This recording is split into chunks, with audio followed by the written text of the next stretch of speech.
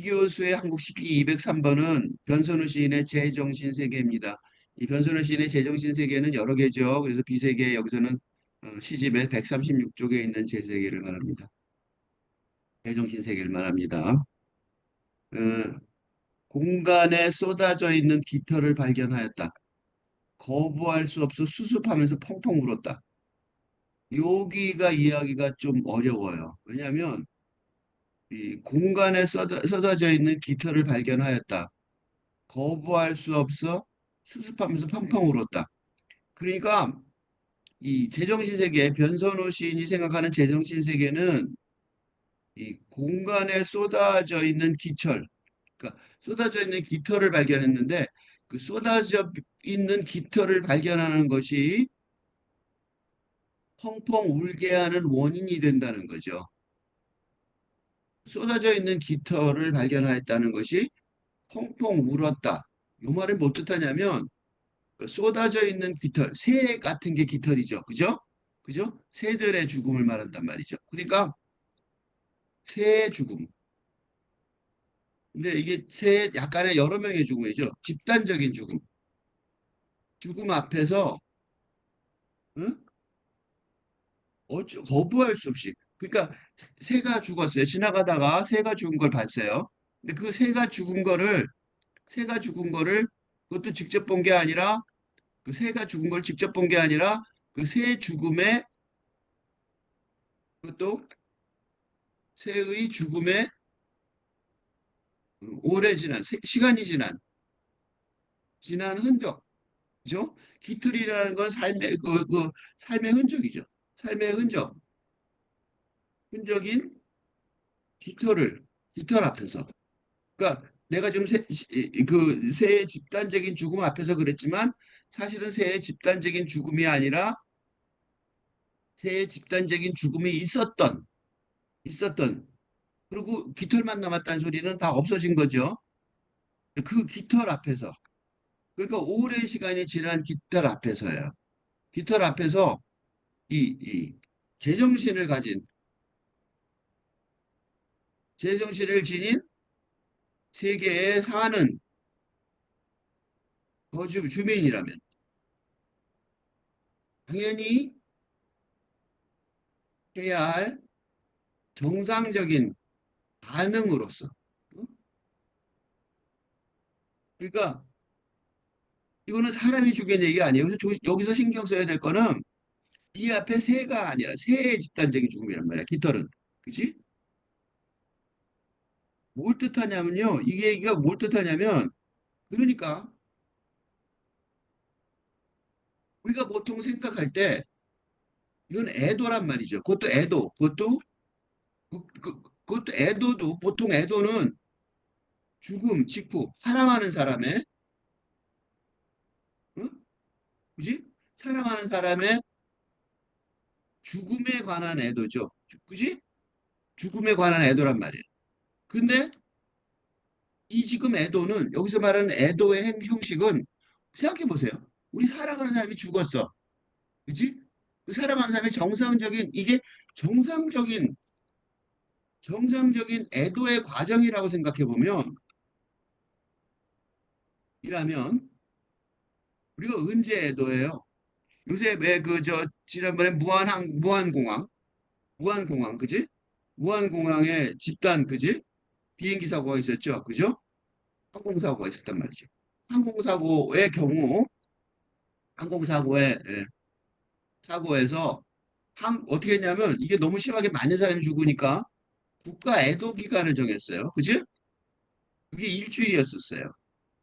일주일의 국가 애도 기간을 정하고 최근 한참 지났죠.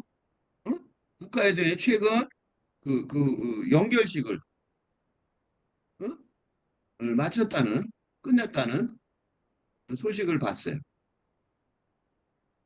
왜 내가 이거를 말하냐면 이게 얼마 기간 같아요.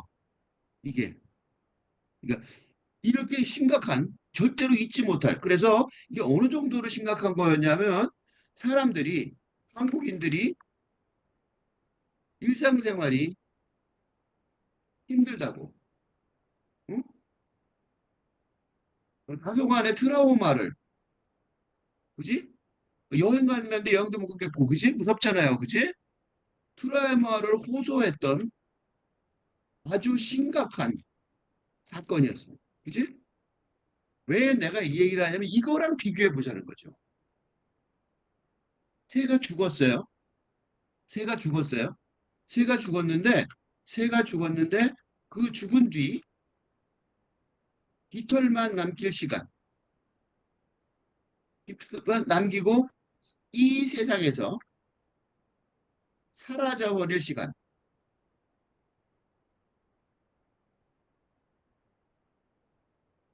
그지? 이 사라져버릴 시간은 지금이 이 무한공항의 애도, 국가 애도 기간보다는 훨씬 길단 말이죠. 그죠? 시간을 계산하면, 응? 그지? 인간들이 집단적인 사고 앞에서 애도하는 기간보다 훨씬 더 시간이 지나갔을, 응? 훨씬 더 많은 시간이 경과했을 때라고 여겨진다. 그죠?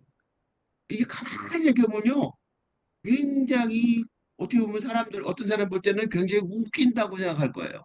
그지? 사람이 죽는 시간 있잖아. 사람이 죽고 애도한 시간, 애도하는 시간이 있단 말이에요. 근데 지금 이 시가 시작했을 때 이 시가 쇼킹해야 돼요. 그래서 왜 쇼킹해야 되냐면 사람을 애도하는 것보다 시의 죽음의 애도 기간이 더 길다는 거예요. 그지? 그게 첫 번째로 꼭 기억해야 될 생각이에요. 그리고 시를 보세요. 이러고 나서 시를 보면 이게 얼마나 황당한 진술인지 알 수 있어요. 공간에 쏟아져 있는 깃털을 발견했다. 이 공간에는요, 공간에는 일정한 공간이 아니에요. 그지? 아주 뭐라 그럴까, 객관적인 묘사예요. 그지? 그러니까 비극적인 공간도 아닌 거죠. 그지? 무한공항의 참사, 이런 건 비극적인 공간이잖아. 세월호. 그죠? 이거는 객관적인, 어디라고 말할 수 없는, 그지? 무작위의 공간. 그러니까 공간이 이 죽음의 애도에 영향을 미치지도 않았어요. 전혀. 그지? 그냥 공간이에요. 어디든지 상관없다는 거예요. 어디서 죽었든지 상관없다는 거예요. 그러니까 무한공항에 죽지도 않은 거야. 그지? 그러니까 무한공항이나 응? 세월호의 경우처럼, 그지? 애도하는 동료 인간들의, 응? 상상력을 도와줄, 응? 그지? 그지? 시간과 공간이 꾸며내는 이야기, 그지? 도 없는, 그지? 그런, 그런 사연을 가진 새들의 오래전 죽음에 관한 애도하는 시라고 볼 수 있어. 응? 애도하기 참 어려운 애도인 거예요. 그러니까. 그게 되게 중요한 얘기예요. 왜 그러냐면 두 번째 줄에 펑펑 울었다가 나왔다고. 응? 펑펑 울 수 있어요. 그걸 보고? 지나가다 깃털 좀 봤어요. 이렇게? 깃털을 보고 그렇게 펑펑 울 수 있냐고. 그지? 어떻게 깃털을 발견하냐면 거부할 수 없어서 본능적으로 해요. 그지? 수습하면서 펑펑 울었다. 굉장히 도전적인 시예요. 이거를 정리해보면 어떻게 되냐면 지금 이 세상의 관습과 달리, 정리해보면 이런 거예요. 지금 이 세상의 관습과 달리 제정신 세상에서는, 그러니까 제정신 세상에서는, 그러니까 근대 사회의 인간 중심주의로 인해, 그죠? 여성이나 소수민족이나 동물을 어? 생각 없이 무자비하게 학대하고 학살하던 그지? 그런 관습을 벗어났을 뿐만 아니라 응? 그러니까 탈근대 사회일 뿐만 아니라 우리가 이미 봤었죠. 비세계 그지? 완전히 벗어난 완전히 다른 그렇지만 이 두 세계를 경과하는 그지? 새로운 세상을 옛날 세상이 보이지만 새로운 세상을 건설하는 비세계 이후에 유토피아 같은 응? 제정신 세상의 삶의 모습을 그리고 있는 응? 그리고 그런 세상에서는 응? 그런 세상에서는 그지? 지금 세상에서 지금 이 세상에서 하찮다고 여기고 무심코 지나쳤을 응? 오래전에 죽은 새들의 깃털 앞에서 그지? 그들의 죽음에 진심으로 펑펑 울 정도로 애도하는 정동을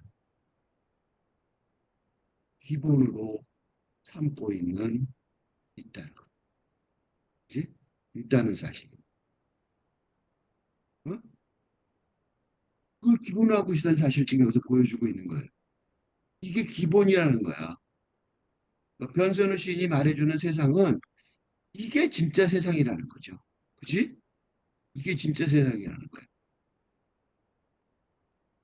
공간에 쏟아져 있는 깃털을 발견하였다. 거부할 수 없어 수습하면서 펑펑 울었다. 우리는 너무 간악해졌어요. 너무 마음이 이걸 보면서 이 세상에 우리는 마음이 너무 딱딱해지고, 그지? 그렇다는 반성을 하게 된다. 그지? 지나가다가 새가 깃털이 떨어져 있는데 울 수 있을까? 질문하게 하는 거죠. 그지? 그러니까 왜 이런 얘기를 하냐면 이 시가 제정신 세계를, 세계의 미래를 그리고 있지만 이 시는 누가 읽어요? 이 세상에 있는, 그지? 아직 근대 세계를 살아가고 있는, 응? 우리가 읽고 있기 때문에, 그죠?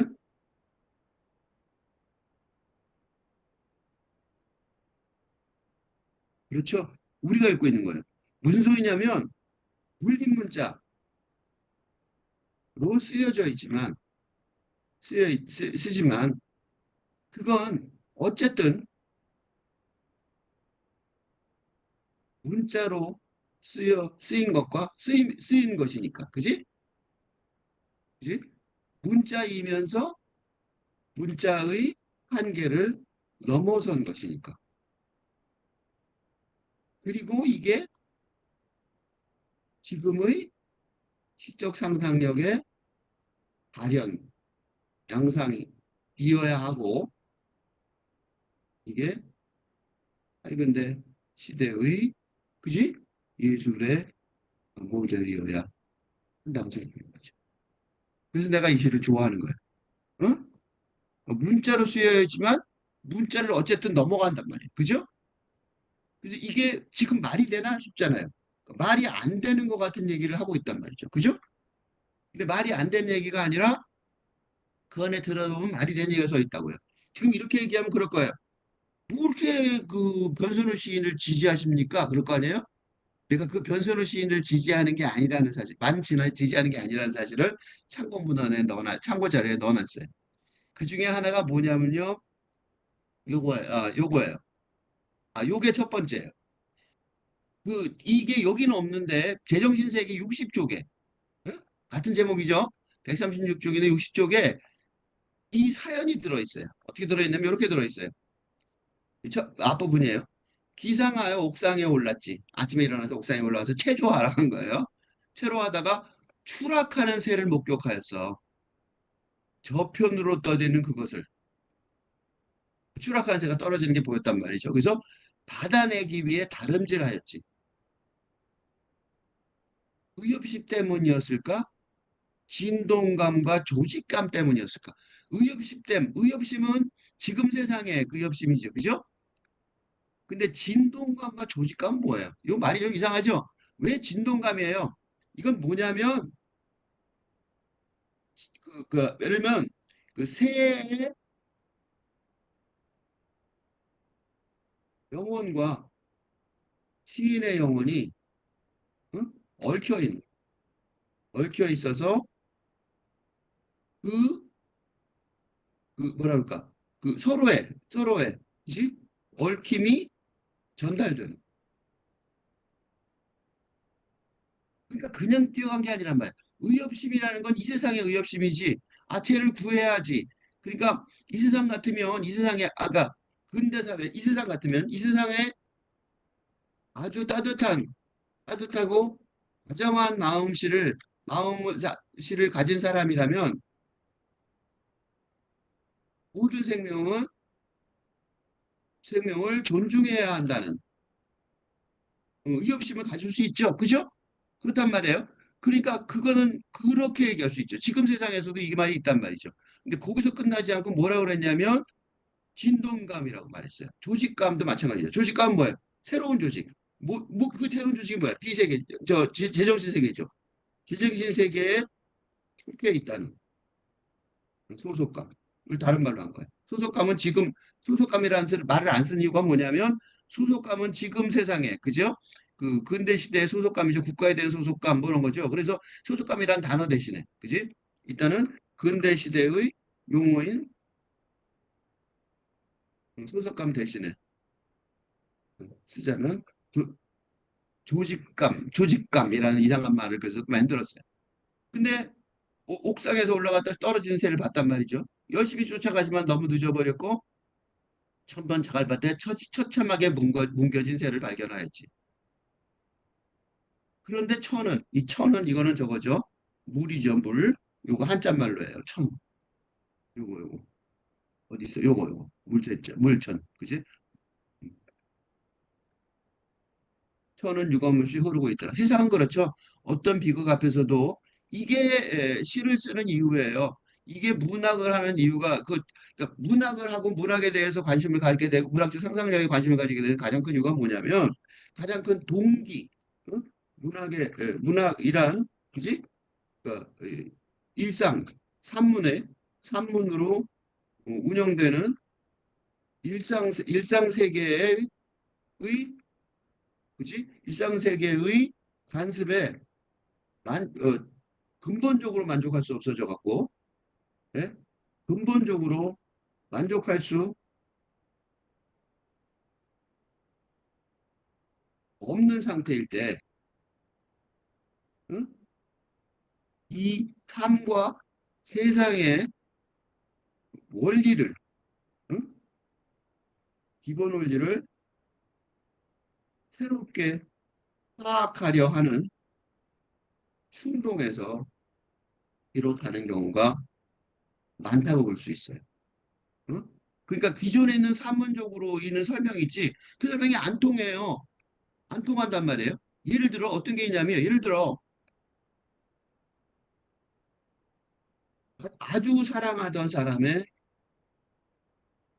죽음 앞에서 가기는 끔찍하죠, 그지? 이런 엄청난 감당하기 힘든, 그지? 그러니까 뭐예요? 세상이 무너지는, 그지? 알고 있던 세상이 통째로 통째로 무너져 버리는 이런 상황에서 가장 깊게 감수성이 어느 정도 있는 사람은 감수성이 없는 사람은 할 수 없지만 많은 사람이 가장 깊게 느끼는 건 주변 세상이 무심하게 돌아간다. 그지? 그렇죠? 해결할 게 없는 거야. 죽으면 죽었고 그냥 그런 거 있어요. 강아지가 죽잖아요. 좀 다른 얘기를 한번 해보면 요거 좀 더 구체적으로 해보면 사랑하는 개가 죽었어요. 애완견이. 애완견의 사망 이후 개가 죽었잖아요. 그러면 시체가 남잖아. 그지? 그래서 동해에다 광공기관에 공공기관에 관련 기관에 전화해 보면 연락하면 쓰레기 봉투에 넣어서 버리라는 답변만 듣게 됩니다. 이렇게 얘기하면 그건 걔니까 그렇지. 사람은 어때요? 사람은 깨달으잖아요. 응? 화장장이니 무덤이니 하는 절차가 좀 고상하게 되어 있는 것처럼 보이지만 거기 갖다 버리는 건 마찬가지란 말이죠. 엄청난 삶의 내가 지금까지 쭉 믿고 오던 삶의 세상이 갑자기 갑자기 통째로 무너져 버릴 때 질문할 길이 없다고. 지금까지 갖고 있는 일상의 논리 뭐 지금 살아온 모든 걸로 질문할 길이 없어요.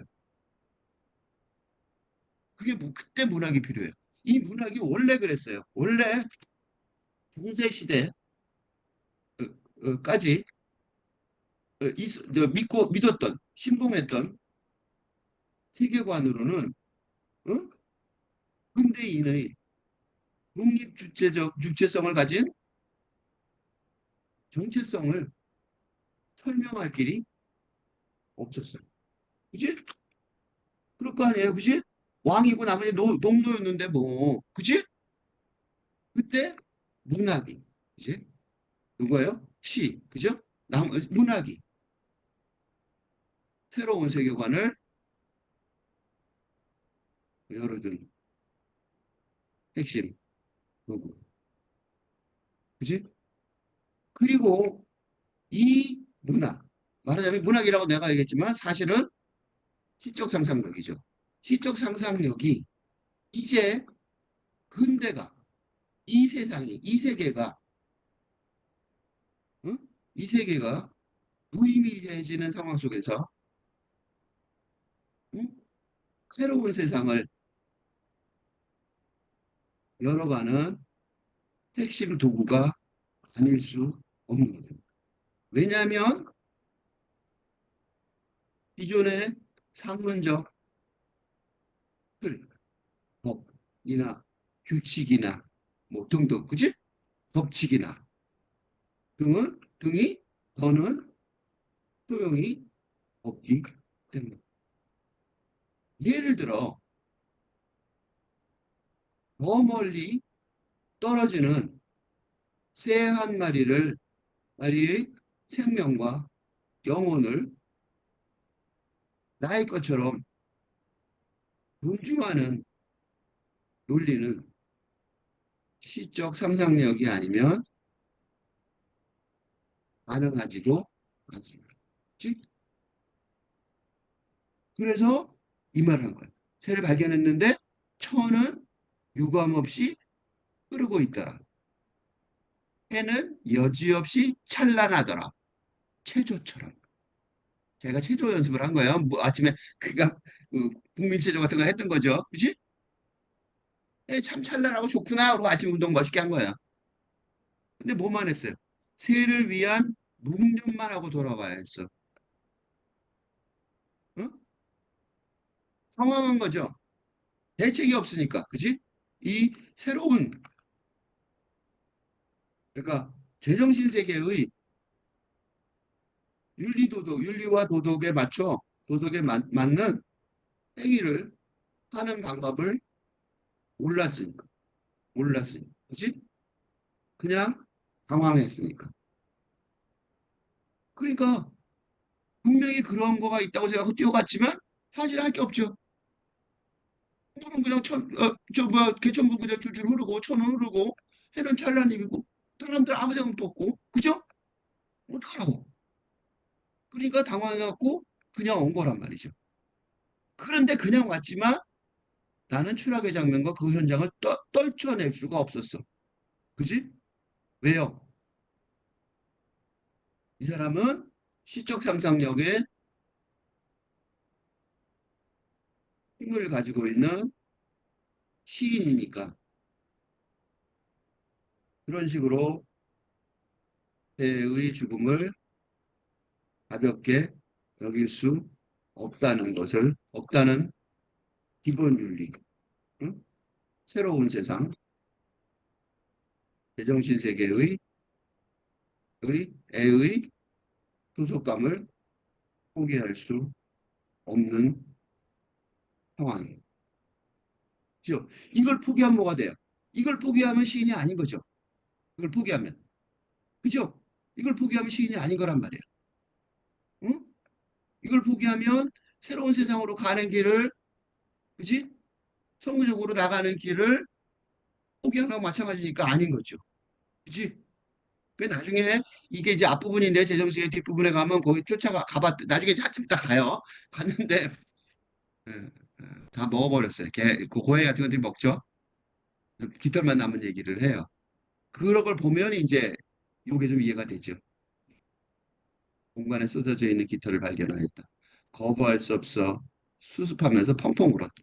그죠? 엄청난 반성을 하는 거죠. 그게 깔려 있었어요. 근데 그거 아니어도 되니까 더 있어요. 이렇게 얘기하면 에이 이렇게 너무 민감한 어떤 시인의 얘기를 너무 밀어주는 거 아닙니까? 아니에요. 그 증거가 또 하나 더 있어서 그 증거를 또 보여줄게요. 그게 뭐냐면 이곳의 영화 보자 맞아 7번 17번의 쇼잉업이라는 영화가 최근에 나왔는데 좋은 영화였어요. 그 영화에서 이걸 다 할 수는 없는데 그거 찾아보세요. 이곳의 영화 보자마자 쇼잉업 이거는 다른 동영상이니까 찾아보시고 내가 해줄 수 있는 얘기는 이 화가가 쇼잉업은 전시회에 한다는 뜻이에요. 전시동 가시인데 두 화가가 두 명의 동료 화가가 예정된 전시를 준비하는 그 화가의 얘기예요. 스토리인데 이 둘이서 여기서 제일 중요한 게 뭐냐면 요거예요. 이 영화의 서사를 문자로 요약할 수 있게 하는 기승전결의 이야기가 사람 아닌 비둘기 한 마리를 중심으로 전개돼요. 아주 영년정량을 쓰는데 이 비둘기라는 게 전 세계 어디에서나 해 좋은 조류를 취급받죠. 그죠? 그런데 상처 입은 상태로 발견이 돼요. 그리고 그거를 비둘기가 상처 입었다는 사실 앞에서 물을 쓰지를 못해요. 똑같죠. 그지? 위하고 똑같단 말이죠. 그래서 바쁜데도 비둘기 치료하러 가고 엄청나게 돈도 하나도 없으면서 엄청나게 많은 돈을 들여서 비둘기 동물병원 가서 고치고 이상한 것 같다고 아픈 것 같다 종합 검진하고 그죠? 그렇게 된단 말이죠. 그런데 그게 나중에 회복해서 날아가서 날아가게 되는 그런 해피 엔딩인데 자기 힘으로 날아가는 그런 건데 이게 뭘 말하냐면 두 화가가 어쨌든 서로 경쟁을 하겠죠. 같은 화가고 그러니까 같은 학교 나오고 그래서 경쟁을 하는 사장이란 말이죠. 자리과 성공을 향해서 두 화가가 나가니까 갈등하고 화해하는데 이 메인 서사가 뭘로 연결되냐면 이 두 화가가 서로 같은 앞뒷집에 살면서 너가 좀 비둘기 좀 봐줘. 너가 좀 봐줘. 이러면서 상처받은 비둘기를 어째 합심해서 돌본단 말이죠. 그게 이 메인 서사의 주연이 돼요. 왜냐하면 이 비둘기의 사연은 그러니까 여러 가지 큰 내포적인 의미를 가져요. 여러 가지 이게 있어요. 그건 나중에 보세요. 근데 이 영화들이 그러니까 어쨌든 그 화가라는 사람들이 그 새로운 세계관을 창의력으로 열어가는 그런 화가들인데 그 화가들의 행위 중에서 가장 대표적인 행위가 거기 나오는 것이 자기 그림 그리는 거 말고 비둘기들을 돌봐주는 거란 말이에요. 비둘기를 같이. 응? 올라가서 다시 보시면 그래서 공간에 쏟아져 있는 깃털을 발견하였다. 거부할 수 없어 수습하면서 펑펑 울었다가 하찮은 새 한 마리, 철새 한 마리 또는 참새 한 마리, 비둘기 한 마리의 얘기가 아니라 응? 새로운 세상, 제정신을 가진 사람들의 세상에서 어떤 윤리를 가져야 하는지. 그러니까 비둘기 한 마리는 상징이고 새는 상징이고 새를 포함한 뭐예요? 여성, 동물, 자연, 소수민족, 소수인종 등 소위 타자. 이제 이게 뭐가 들어있어요? 최근에는 소수인종 또 뭐가 들어있어요? 이민자, 어? 이민자 등 이것도 무슨 이민자예요? 불법 이민자. 소위 타자에 대한 데리다가 말하는 환대. 그죠? 환대란 뭐냐면 자기의 이익도 보지 않고 그죠? 상대방의 이익, 즉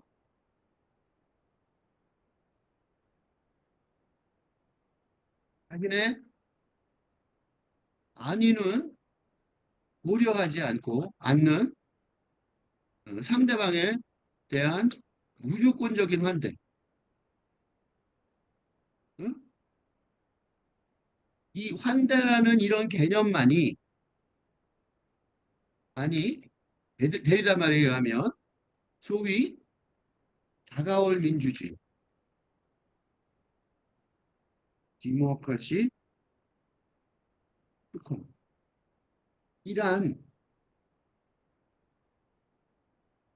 뭐예요? 그러니까 탈근대 공동체. 변선우 시인의 말에 의하면 시인의 세계관에 의하면 제정신 세계죠. 제정신 어? 세계가 도래할 가능성이 열리는 일이라고 보여집니다. 응? 새 얘기가 아니에요, 그러니까. 어? 새 한 마리 얘기가 아니에요. 새 한 마리를 구출하는 문제가 아니라 그 새의 죽음에 대한 애도하는 문제가 아니라 그걸 구하려는 마음 자세, 그 자세가 타자에 대한 환대의 자세고 이 자세야말로 새로운 세상, 다가올 민주주의, 팔근대 공동체의 세상이라고 보여져요. 그거하고 변선우 시인의 세계하고 연결이 돼요. 그래서 내가 변선우 시인의 시를 주의 있게 보는 거예요. 이런 게 어떻게 가능할 것인가. 그렇죠? 이게 중요한 일이기 때문에 그래요. 그래서 보고 이 새를 깃털을 어떻게 수습하는지 보세요. 많아도 너무 많아서, 너무 다양해서. 어떤 것은 끈적거리고, 힘든 게 너무 많죠? 어떤 것은 이발사의 음모 같아서 상당히 놀랍죠.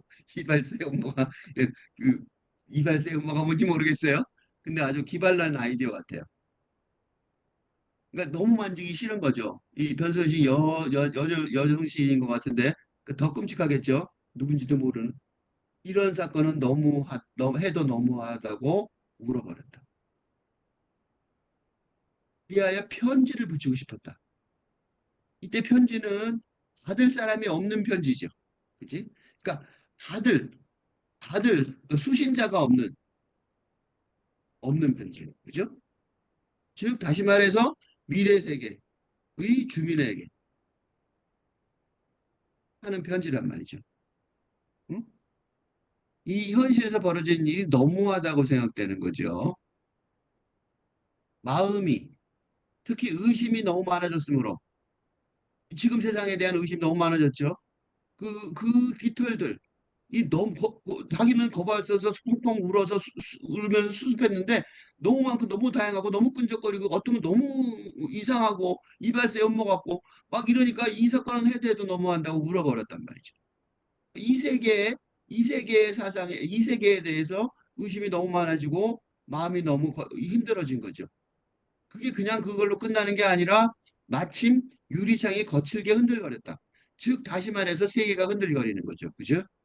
그 세계가 흔들거리는 거는 이 시인의 이 세계에 대한 의심이 혼자만의 것이 아니라 뭐예요? 세상의 징조라는 거죠. 그지? 어? 그러니까 혁명적 변화가 일어나는, 변화가, 어, 일어나는 세계의 증상이고 판단되어 보안가요. 이 시를 쓴다. 그죠? 그냥 혼자 개인적인 얘기가 아니죠. 그러니까. 그래서 마침내 유리창에 거칠게 흔들거렸다가 없으면 자기 혼자인 일기예요. 그냥 일기라고.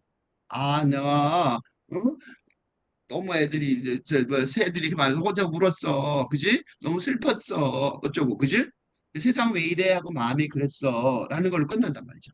그런데 마침 유리창이 거칠게 흔들거렸다. 흔들거렸다. 즉, 다시 말해서 유리창은 시인이 아니죠. 그치? 집의 유리창이잖아. 그게 거칠게 흔들거렸다는 소리는 이게 혼자만의 것이 아니라 세상이 혁명적으로 변화가 일어나는 세상의 증상을 발견했다. 그 소리. 그거를 유리창에 거치게 흔들거렸다고 묘사했어요. 그 흔들거리는 걸 뭐라고 생각하냐면 연약하고 탈주하는 것들의 징조라고 생각하였다. 세상이 흔들거렸다가 변선호 시인의 특징은 뭐냐면 보통은 이런 그 흔들거림, 지금 이 근대의 종말, 그지? 상황, 응? 근대 세계의 예, 다중위기 상황, 이거 많죠, 그지? 기후재앙, 요새 기후재앙 엄청나죠? 다중위기 상황에 대해서는 관해서는 거의 이견이 없는, 그지? 이견이 없는, 그지? 현실이고, 이건 헐리우드에 왜 헐리우드 돈 많이 들이는 헐리우드에 디스토피아 영화를 너무 많이 만나고 있는 것도 사실이죠, 그지? 예술계의 사실 예술계에서의 팩트란 말이야, 그지? 사실인데 그 변선호 시인의 특징은 그리고 이건 이게 중요하다고 생각해요. 이게 중요해서 변선호 시인을 지금 11개째 지금 9개째 보고 있는데 보는 이유가 바로 이것 때문이에요. 인데 변선호의 시인의 시색에 특히 특집하듯이 집중하는 이유는 여기 때문에 그래요. 연약하고 탈주하는 것들의 징조. 연약하고 탈주하는 것들의 징조. 이거 이상한 게 돌아왔어요. 시색에 집중하는 거는 요거 연약하고 탈주하는 것들의 징조. 이게 중요한 말이에요. 그러니까 지금 이 세상이 무너져가요. 그러면 보통 어떻게 생각해요? 힘센 사람이 살아남는다고 생각한단 말이죠. 그죠? 응? 뭐를 연약하고 탈주하는 것이 징조라고 생각한 거예요. 쏟아져 있는 깃털 말이에요. 그지? 쏟아져 있는 그 깃털. 응? 이라는 등식이에 주목하기 때문입니다. 왜냐하면 기존의 근대적인 사고 세계에서는 누가 이겨요? 전쟁이 투쟁, 그지? 투쟁과 전쟁이 난무하던, 그지? 그리고 뭐예요? 권투. 어. 그러니까 롤랑 바르트가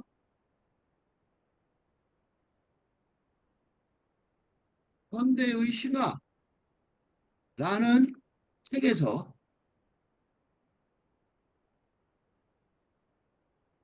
근대적인 신화론의 하나로 권투를 예로 들듯이 근대적인 사고 체계에서는 어떻게 돼요? 누가 이겨? 힘있는 놈이 이기죠. 그지?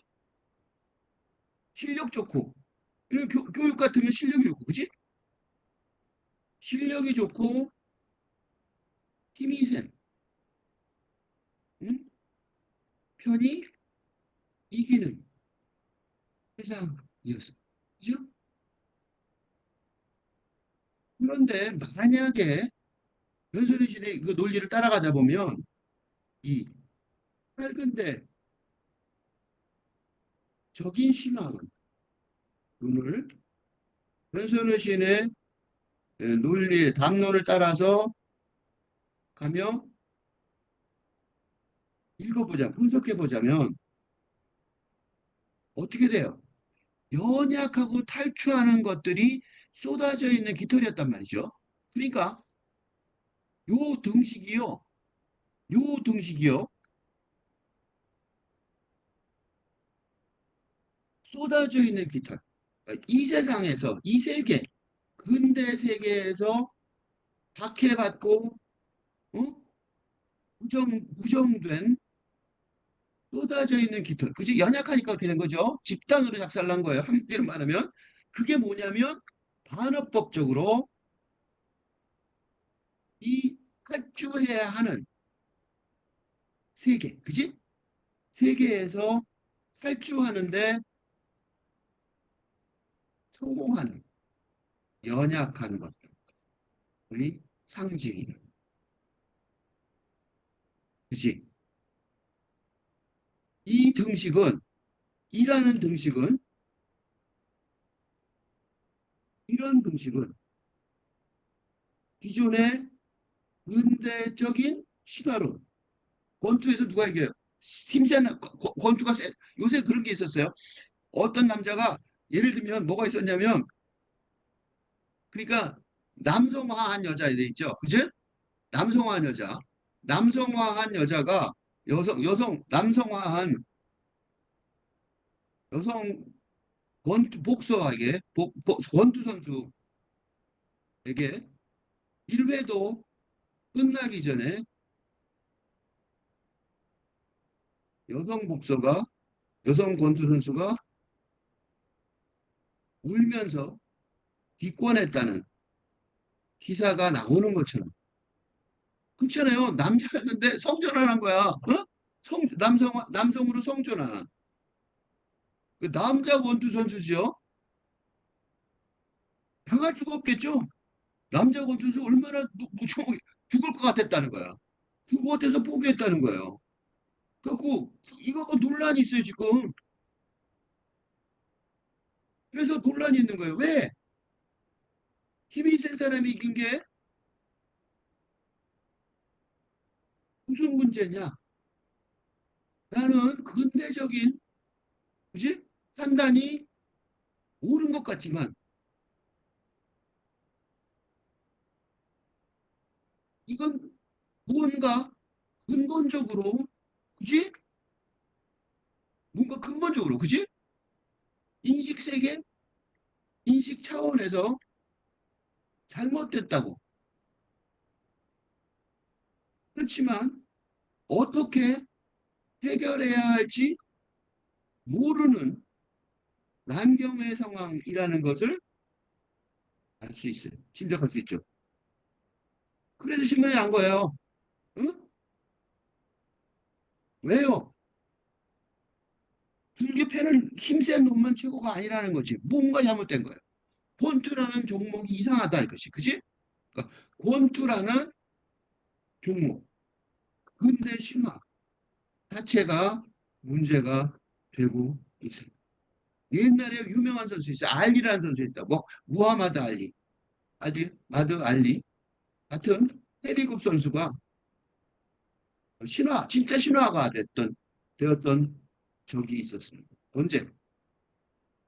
근대의 전성기. 응? 1960년대, 70년대 이때 말이에요. 응? 지금은 이런 일이 벌어지고 있다고. 지금은 뭐예요? 지금은 변선우 시인의 원고에 의하면 어떻게 돼요? 연약하게, 응? 이 근대의 디스토피아 난경을 빠져나가는 비결이라고. 그러니까 펑펑 울었던 울 만큼 한심한 비극의 상황을 일상적으로 겪어야 하는, 응? 그지? 새들이야말로 강함을 신화로 삼는 인간이 따라가야 할 모범적인 모델인지도 모르고. 너무 당황스럽죠? 이게 너무 반대말이죠? 근데 사실은요. 근데 사실은 지금 세상은 남성성이 아니라 여성성이 훨씬 더 중요한 세상. 그렇죠? 이게 사실이에요. 근데 이게 무슨 뭐 멍청한 얘기가 아니라니까 생각해 보세요. 군인이라고 그럴 때 요새요. 군인이 뭐라는 줄 아세요? 군인의 주요 할 일이 무거운 무기를 들고 뛰어다니는 게 아니고, 어? 예를 들면 옷 몇만 킬로 떨어진 그러니까 미국 땅에서, 응? 미국 땅에서, 응? 미국 땅에서 이라크, 중동의 유인을 암살하는 뭐로? 컴퓨터 화면을 조종하며, 응? 어떻게 해요? 항공모함에서 자동으로 올라간 드론을 통해서 암살하는 게 최근대 전쟁의 병사의 한 내가 왜 이런 얘기를 구체적으로 했냐면 이거 내가 직접 그 다큐멘터리로 직접 본 거예요. 그러면 이게 남성성이 필요해요? 여성성이 필요해요? 섬세한 여성성이 훨씬 중요하다고. 그지? 그러니까 하다못해 군인에게라도 여성성이 더 중요해진 지역 저가는 세계. 그치? 그러니까 다시 올라가서 보면 이게, 그러니까 우리가 본 거하고 정반대 얘기였어요. 공간에 쏟아져 있는 깃털을 발견할 때 거발서 섭섭하면서 펑펑 울었다. 그리고 막 울었잖아요. 이 사건 너무너무 해도 너무한다고 울어버렸다. 그지? 그리하여 편지를 붙이고 싶었다. 대답할 데가 없는데 나 어떻게 하소연을 하고 싶어. 이런 뜻으로 들렸죠. 그게 아니었다. 뭐예요? 마음이 특히 의심이 많아졌으므로 마침내 유리창이 거칠게 흔들거렸다. 연약하고 탈주하는 것들의 징조라고 생각하였다. 엄청난 반전이죠. 그지? 엄청난 반전이에요. 이게 지금 세상이라. 제정신 가진 세상이면 이렇게 될 거라는 거예요. 뒤집어 말하면 제정신 가진 세상이 아니면 다 망하겠다. 몰락한다는 소리죠. 그렇게 이중적으로 읽혀요. 그죠? 틀림없이 이중적으로 읽히죠? 눈물을 훔치다가, 그치만 내가 아까 볼리 문자 얘기한 것처럼 이 사람은 지금 세계에 있으니까 그 죽어가는 애들한테는 연민과 다정함의 연민이 있단 말이죠. 그리고 무게를 감당 못하다가, 이게 무게를 감당 못할 만큼 작은 깃털이 무게를 감당 못하다가 쥐고 있던 깃털을 쏟아버리고 말았다. 그러니까 무게를 감당 못한 이유는 뭐냐면 왜 무게를 감당을 못했어요? 이 무게는 무슨 무게예요? 육체적인, 응? 그지? 정신적인, 감정적인 무게가 아니라 뭐예요? 영성 무게를 감당해. 그러니까 탈근대 내가 논에서 탈근대 정동을 설명할 때 맨날 설명하듯이 정동 논에서 자주 언급했듯이 설명했듯이 음, 뭐가 제일 중요해요? 영성의 차원에서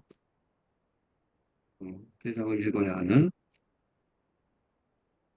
세계가 열리게 된 있기. 그래서 이 눈물을 훔치는 거는 지금 세상 속에서 훔치는 거예요. 그지? 그렇지만 그 깃털의 무게를 감당 못하는 거는 이미 저 세상 세계 속에, 제정신 세계 속에 있어도 그런 거예요. 더 멀리 던져버리고 있었다. 그러니까 못 잡으니까 그러니까 현실에서는 더 멀리 던져버리게 되는 거죠. 그러니까 잡아보려고 했는데 마음대로 되지 않았으므로 그만 책상으로가 엎질러져 휘갈겼다. 이게 뭐예요? 이게 근데 창작문. 응? 이게 이 탈근대 창작문이 변선우 시인의. 근데 이거랑 뭐가 비교할 수 있냐면 근대 창작문. 응? 워즈워드의 응? 수선화. 응, 응. I wonder lonely as a cloud. I wondered lonely as a cloud. 클라우드의 창작문은 이 창작문은 어땠냐면 창작문은 이게 사연이죠. 이 사연의 창작문이 뭐였냐면 내가 여러 번 얘기해서 내 얘기 따라온 사람 다 할 텐데 그 고독 속에서 그지? 고독 속에서 혼자 그지? 고독 속에서 고독 속에서 어, 그러니까 내면의 눈으로 그지? 육체의 눈으로 본 수선화를 내면의 눈으로 상상하니까 그지? 감정이 자연스럽게 흘러넘쳤다. 흘러넘쳐서 그게 뭐가 됐어요? 그게 시로 결정화됐다. 그지? 이게 근대 창작론이죠. 시 쓰는 사람들은 다 이렇게 써요. 그러니까. 그지? 이게 근대 창작론이고 지금 우리가 시 쓴다 그러면 이렇게 쓴단 말이지. 탈근대 창작론은 어떠냐면 탈근대 창작론은 뭐예요? 잡아보려 했는데. 그지? 그렇죠? 그러니까 이 타자. 그죠? 한 대의 대상을 한 대의 대상을 영웅성의 차원에서 구원하려고 어떻게, 그지? 다정함으로 어, 구하려고 하였으나 나 어떻게 돼요? 이 근대 세상은, 그지? 이 세상, 이 세상에서는 무기력하게, 그지? 이 대표적인 게 뭐가 있냐면 그 영화 그 많이 나온 근데 그 유럽의 그 아프리카 난민애가 5살짜리 애가 유럽으로 건너가다가 바닷가에 죽은 그 사진 있죠. 그 사진 되게 유명하죠. 그 유명한 사진이 바로 이건데, 이거랑 연결되는 거죠. 그죠? 짜정하면 고였지만 5살짜리 애가 그냥 물에, 그죠? 그 무기력하게, 어, 난경이라는 사실만, 현실만 인정하면서도, 뭐예요? 시적 상상력의 힘으로 새로운 세상을 대책 없이 선봉에 서서, 응? 뭐라 그러게? 탐색하는 작업이 된다는 거죠. 그죠? 그래서 눈물 훔치다가 무게를 감당 못하다가 죽어있던 깃털을 쏟아버리고 말아서 그때는 되게 막아준 게 아니라 더 멀리 번져버리고 있는 거야. 절망적이죠? 그때 잡아보려고 그러는가 어떻게든 한두 개라도 마음대로 되지 않는 거죠. 이거 어떻게? 그만 책상으로가 엎질러져 피가 핥았다. 이게 탈근대 창작론이죠. 그러니까 변선호 시인이 하나 제안한, 그치? 이건 전부가 아니라 변선호 시인이 제안한 거의 이런 유가 될 것 같은 느낌이 많아요. 그래놓고 이제 뭐라고 했냐면 여기 나는 주인공처럼 군다. 그래서 이 삶이 이 실패가 너무도 분하다. 참 멋있는 말 같아요. 지금까지 자기 시세계를 설명하는 한마디 말을 요약하라 그러면 바로 이 말 같아요. 나는 주인공처럼 군다. 그래서 이 삶이 이 실패가 너무 분하다. 주인공이 더 이상 아닌 거죠. 주인공의 힘은 없는 거예요. 근데 자아의 힘은 없는 거죠. 그렇지만 내가 할 수 있는 방법론은 뭐예요? 나는 근데 주체성을 가진 자아로서 응? 윤리 도덕적인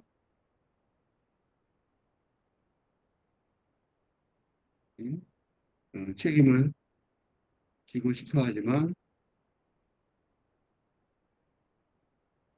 언제나 실패할 수밖에 없는 상황임을 인정해야 한다. 그렇죠? 할 수가 없어요. 무기력하니까. 그죠? 우울하고 불안하고 무기력할 수밖에 없어요. 우울하고 불안해지면서. 그지? 그렇죠? 그러면 페시미스틱하고 수동적인 묘사인 것 같지만 여기에는 하나의 큰 if가 있어요. 뭐가 있어요? 아까 위에 봤잖아. 요거. 그 슬픔 속에서, 응? 그 절망 속에서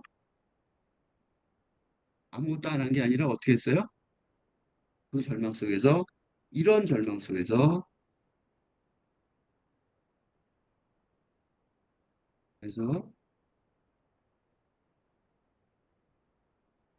이런 인식을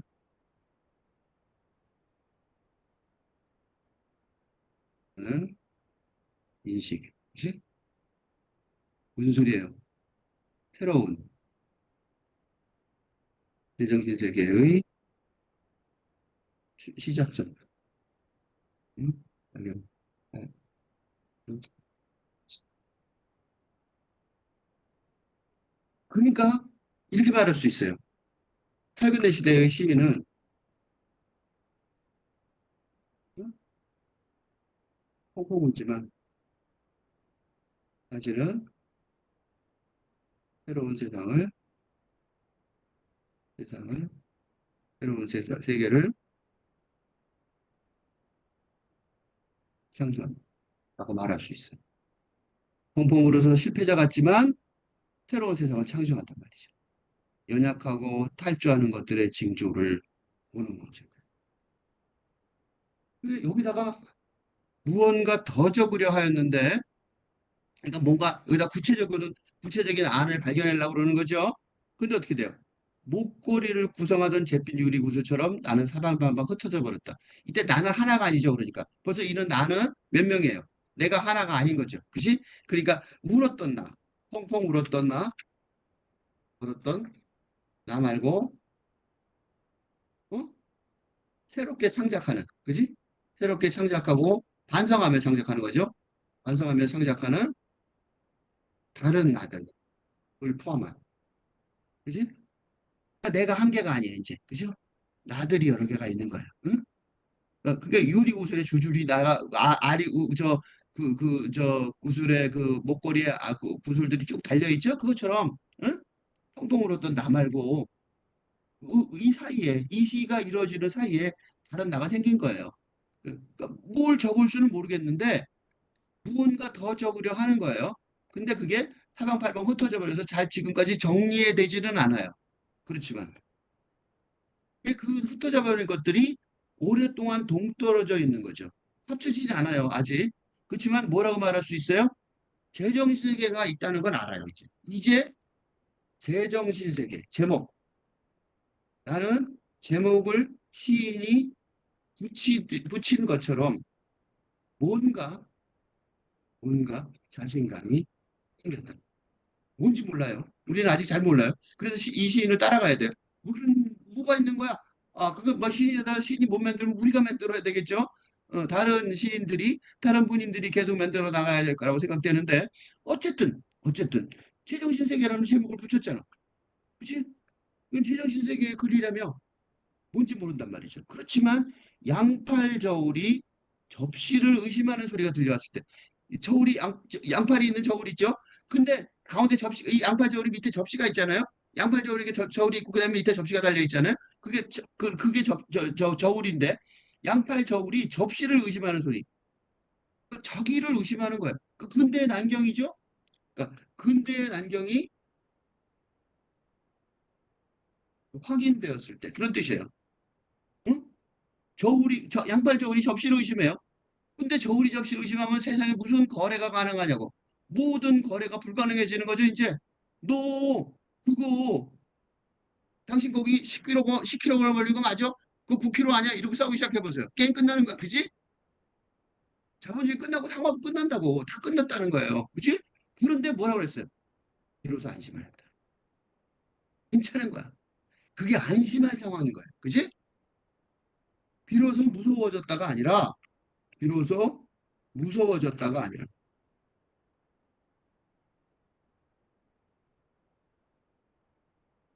왜요? 이거는 뭐예요? 어, 이건 뭐예요? 근대 인식을 옹호하는 사회. 어? 비로소 무서워졌다가 아니라 새로운 밝은대 세계의 탄생, 세계의 탄생을 확신하는 자인.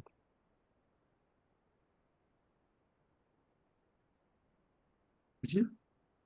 비로소 안심하였다. 아, 이제 됐다. 이제 돌이킬 수 없이 망해버렸구나. 근대는. 그러는 거예요. 그리고 안심할 수 있는 건 우리가 알죠? 뭐예요? 나본다세. 연약하고 탈주하는 것들의 징조를 우리는 아니까 그래. 점도까지 쭉 읽겠습니다. 개정신세계 전선우. 공간에 쏟아져 있는 깃털을 발견하였다. 거부할 수 없어 수습하면서 펑펑 울었다. 많아도 너무 많아서 너무 다양해서 어떤 것은 끈적거리고 어떤 것은 이발소의 음모 같아서 이런 사건은 해도 해도 너무하다고 울어버렸다. 그리하여 편지를 붙이고 싶었다. 마음이 특히 의심이 너무도 많아졌으므로 마침 유리창이 거칠게 흔들거렸다. 연약하고 탈주하는 것들의 징조라고 생각하였다. 눈물을 훔치다가 무게를 감당 못하다가 쥐고 있던 깃털을 쏟아버리고 말았다. 더 멀리 번져버리고 있었다.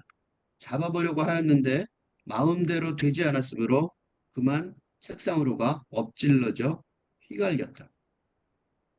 나는 주인공처럼 군다. 그래서 이 삶이 이 실패가 너무도 분하다. 무엇인가 더 적으려고 하였는데 목걸이를 구성하던 잿빛 유리 구슬처럼 나는 사방팔방 흩어져 버렸다.